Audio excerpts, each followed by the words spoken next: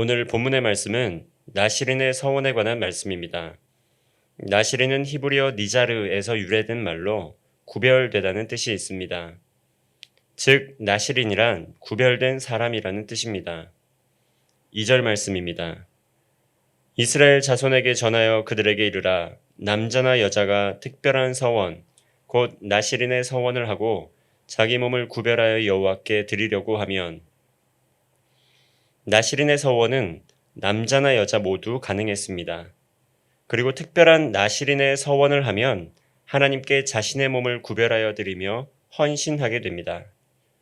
나시린의 서원을 자원하는 사람이라면 누구라도 일정 기간 온전히 하나님께 자신의 삶을 드릴 수 있었습니다.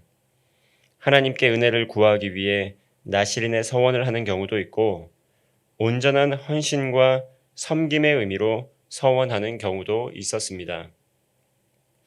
그런데 나시린 서원의 기간 동안 금지해야 할 것이 있었습니다. 3절의 말씀입니다. 포도주와 독주를 멀리하며 포도주로 된 초나 독주로 된 초를 마시지 말며 포도즙도 마시지 말며 생포도나 건포도도 먹지 말지니. 먼저 나시린은 포도주와 독주를 멀리해야 했습니다. 포도주와 독주는 술입니다. 술은 사람의 판단력과 분별력을 약화시키기 때문에 술을 마시게 되면 죄를 지을 수 있는 여러 빌미를 제공하게 됩니다. 그래서 앞서 나답과 아비후가 여호와께서 허락하지 않은 다른 불로 제사를 드렸을 때 하나님의 심판을 받았던 것입니다. 이 역시 술과 관련이 있었을 것이라 추측하고 있습니다. 왜냐하면 그들이 죽기 전에 아론이 첫 제사를 영광스럽게 드렸고, 또 기쁨과 감격에 찬 나머지 이스라엘 모든 사람들이 잔치를 벌이면서 그들도 음주를 하게 되었을 것이라 추측해 볼 수 있기 때문입니다.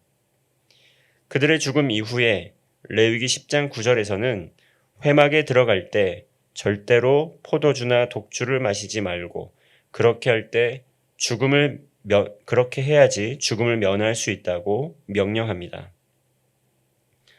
또한 포도즙과 생포도, 건포도를 멀리해야 했습니다. 왜냐하면 이러한 것도 즐거움을 주는 음식들이었기 때문입니다.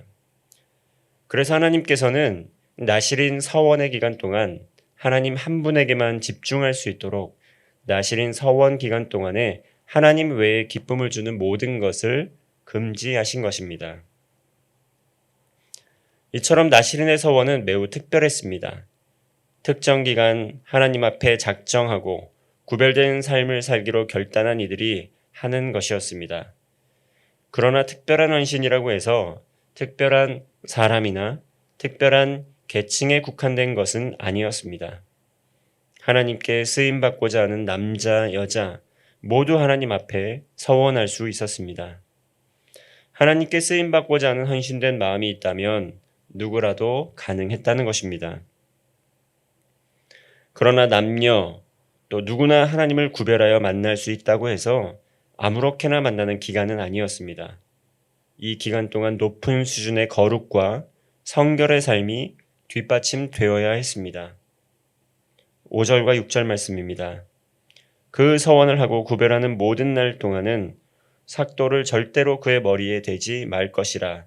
자기 몸을 구별하여 여호와께 드리는 날이 차기까지 그는 거룩한즉 그의 머리털을 길게 자라게 할 것이며, 자기의 몸을 구별하여 여호와께 드리는 모든 날 동안은 시체를 가까이 하지 말 것이요.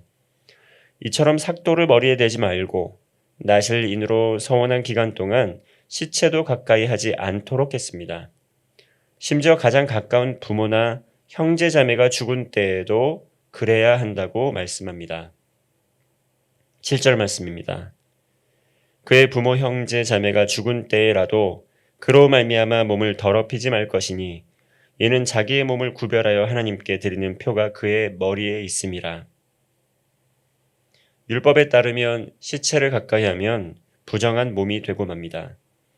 아무리 가까운 부모나 형제, 자매가 죽은 때라도 그 죽은 몸을 가까이 하였을 때 부정하게 된다는 것이었죠. 나시린의 서원의 기간 동안은 자신을 거룩과 성결의 삶으로 보살펴야 했기 때문에 부정한 삶이 되지 않도록 특별히 유의해야 됐다라는 것입니다. 이처럼 개인적 즐거움을 내려놓을 뿐만 아니라 가족 또 같은 가장 가까운 친인척과도 삶에서 우선순위를 세우도록 하였다는 것입니다. 서원한 기간 동안 가족이 죽은 때에도 시체를 가까이 하지 말고 자기의 몸을 구별하여 하나님께 드리라고 명령한 것입니다. 8절 말씀입니다. 자기의 몸을 구별하는 모든 날 동안 그는 여호와께 거룩한 자니라. 이처럼 나시린의 서원은 자기의 몸을 구별하는 모든 날 동안 제사장과 견줄 만큼 거룩과 성결과 헌신의 삶을 살아야 했습니다. 성경에서 우리가 가장 잘 아는 나시린 중에 한 명이 바로 삼손입니다. 그러나 그는 나시린의 서원을 모두 어기고 결국 화를 당하게 됩니다. 그러나 결국 뒤늦게 회개하고 그는 블레셋 적군을 물리치는 데 쓰임을 받게 됩니다. 우리의 삶에 어떠한 어려움이 찾아올 때 하나님께 더 특별히 나아가는 구별된 시간으로 삼고자 할 때 하나님 앞에 서원할 때가 있습니다. 이 서원은 하나님 앞에 긍휼을 잊기 위한 서원일 수도 있고 또 하나님 앞에 온전한 헌신의 표현으로 볼 수도 있습니다. 이 나시린의 서원의 기간 동안 거룩과 성결의 삶을 실천할 수 있습니다. 하나님과 동행하면서 하나님의 말씀에 귀를 기울이고 기도하면서 하나님을 깊이 만나는 구별된 시간이 되기도 합니다. 하나님의 뜻을 분별하고 하나님의 뜻을 그 삶에 이루는 것을 더욱 헌신하도록 하는 시간이기도 합니다. 오늘날 우리 그리스도인들 역시 하나님 앞에 거룩과 성결의 삶을 결단하고 서원할 수 있습니다. 이러한 결단을 통해 이런 헌신을 통해 하나님을 더 깊이 만나고 경험하면서 신앙의 성장과 성숙을 이루는 기회가 되기도 합니다. 코로나19라는 여러 어려움 속에서 또한 포스트 모더니즘의 영향 속에서 그리스도인들은 그리스도인의 정체성이 희미해져 가고 있습니다. 하나님의 뜻을 따라 순종하며 그리스도를 따라가는 것, 그리고 그리스도를 따라가며 닮아가는 것, 그것이 바로 거룩한 삶을 사는 비결입니다. 오늘 본문의 말씀처럼 나시린 서원의 정신을 본받아서 하나님 앞에 구별하여 우리의 삶을 드리고 일정한 기간 하나님 앞에 거룩과 성결의 삶을 결단하고 주님을 깊이 만나는 성도 되시기를 바라겠습니다. 기도하겠습니다. 하나님, 나시린의 서원을 통해서 하나님께 거룩과 성결의 삶을 사는 지혜를 배우게 됩니다. 하나님의 임재를 사모하며 개인의 즐거움도 내려놓고 삶의 모든 우선순위를 하나님께 두고 삶의 초점을 맞추었던 것을 보게 됩니다. 거룩과 성결의 삶을 살게 하시고 주님의 뜻을 우리의 삶에 온전히 이루는 그리스도인의 삶을 살게 하옵소서. 예수 그리스도의 이름으로 기도하옵나이다. 아멘.